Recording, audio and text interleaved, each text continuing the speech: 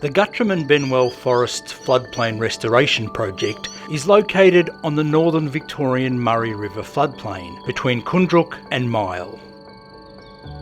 Benwell State Forest is a working forest, one of the few remaining river red gum floodplain systems in Victoria, and has significant ecological importance.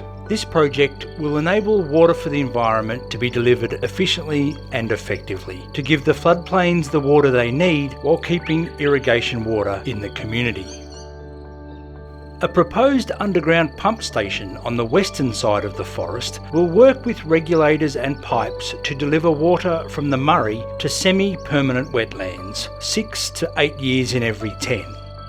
The diversity of habitat provided by the wetlands will support numerous water birds and wetland fauna, providing shelter, nesting habitat and food sources.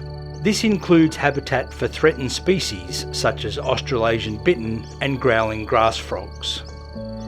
Existing forest perimeter levee banks and new containment banks will keep the water in the wetlands and on the broader forest floodplain. On the eastern side of the forest, a key flood runner will be regulated to also allow high river flows to enter and stay on the floodplain.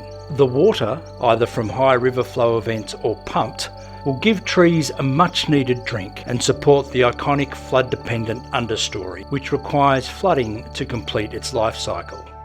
Understory plant growth will continue for several months after the water has moved through the floodplain and contribute to the productivity of the forests, growing food for woodland animals such as the stunning diamond firetail.